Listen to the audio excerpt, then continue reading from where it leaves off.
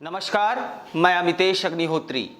सत्ता के संरक्षण के बिना किसी अपराधी की इतनी हिम्मत नहीं हो सकती कि वह कानून को जूते की नोक पर रख सके, और विकास दुबे भी इसका अपवाद नहीं है। सरकार पिछले 2 दशकों से किसी की भी रही हो, विकास सबका चहेता रहा।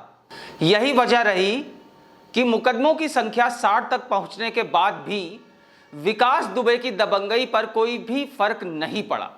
शिवली विकास दुबे का गढ़ है, जहां बैठकर उसने 20 साल तक कानपुर को मिर्जापुर बनाए रखा है। साल 2001 में भाजपा सरकार के राज्य मंत्री संतोष शुक्ला को शिवली थाने के अंदर ही गोलियों से भूनकर विकास दुबे ने यूपी के आपराधिक जगत में जोरदार दस्तक दी। जब सरकार का मंत्री थाने के अंदर मारा जाए तो फिर बाकी लोगों की क्या बिसात।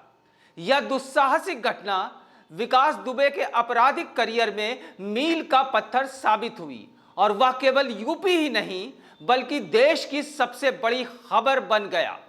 वर्तमान रक्षा मंत्री राजनाथ सिंह उस समय उत्तर प्रदेश के मुख्यमंत्री हुआ करते थे। संतोष शुक्ला की हत्या करने के बाद कई महीनों तक विकास फरार रहा। उसके सर पर 50,000 का इनाम भी घोषित हो चुका था और कयास लगाए जा रहे थे कि पुलिस उसका इनकाउंटर कर देगी। तब सत्ता के करीबी एक नेता ने अपनी गाड़ी में बिठाकर उसको कोर्ट में आत्मसमर्पण करवाया था। वह ज्यादा दिन जेल में नहीं रहा और कुछ महीनों में ही उसकी जमानत हो गई। इसके बाद संतोष शुक्ला हत्याकांड के गवाह एक एक कर मुकरते रहे। यहां तक कि जिस थाने में शुक्ला को गोली मारी गई, वहां तैनात पुलिस कर्मियों ने भी विकास को पहचानने से इनकार कर दिया। इस मामले में विकास को कड़ी से कड़ी सजा मिलनी चाहिए थी, लेकिन हुआ कुछ नहीं। इतने बड़े नेता का दिन दिहाड़े कत्ल करने के बाद भी विकास दुबे आजाद घूमता रहा, क्योंकि उसके राजनीतिक आकाओं के लिए वह चिराग का ताकतवर जिन्न था और अपने आका की हर ख्वाहिश पूरी करने का दम रखता था। इस तरह आए दिन पुलिस के थप्पड़ खाने वाला 90 के दशक का छोटा सा बदमाश यूपी का डॉन बन गया। दरअसल विकास दुबे का इलाका ब्राह्मण बहुल है और सवर्णवाद वाली राजनीति में विकास फिट बैठता था। क्षेत्र में उभर रहे दलित और पिछड़े वर्ग के नेताओं की टक्कर में विकास का इस्तेमाल शतरंज के वजीर की तरह किया गया। ब्राह्मण नेता के तौर पर उसको स्थापित करने के प्रयासों में कितनी मेहनत की गई, इसका अंदाजा इस बात से लगाया जा सकता है कि फेसबुक पर ब्राह्मण शिरोमणि पंडित विकास दुबे के नाम से एक पेज भी मौजूद है।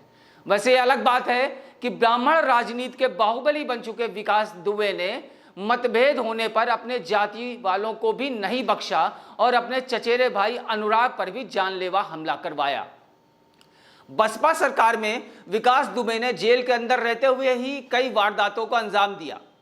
विकास का जलवा सपा सरकार में भी कायम रहा और उस दौरान उसकी पत्नी ने सपा के बैनर तले घिमाऊ से जिला पंचायत सदस्य का चुनाव लड़ा। मायावती की सरकार में विकास दुबे की बहुत अच्छी पैठ रही। उसने खुद बसपा के सोशल इंजीनियरिंग वाले मॉडल में फिट कर लिया था। उसके रसूख का आलम यह था कि वह जेल के अंदर रहते हुए भी शिवराजपुर से नगर पंचायत का चुनाव भी जीत गया।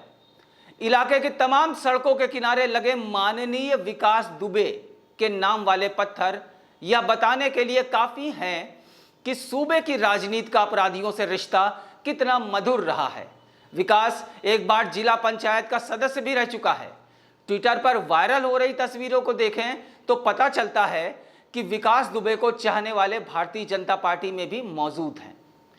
इलाकाई सूत्र बताते हैं कि विकास दुबे भाजपा में अपने और अपने करीबियों के लिए टिकट की तलाश में था, लेकिन सत्तारूढ़ दल के ही एक विधायक से खटपट जो हुई वो उसके गले की फांस बन गई। अपने इलाके में विकास की पकड़ किस कदर मजबूत थी यह ऐसे समझा जा सकता है कि उसने अपने घर में पुलिस की दबिश की सूचना भी काफी पहले से मिल गई थी।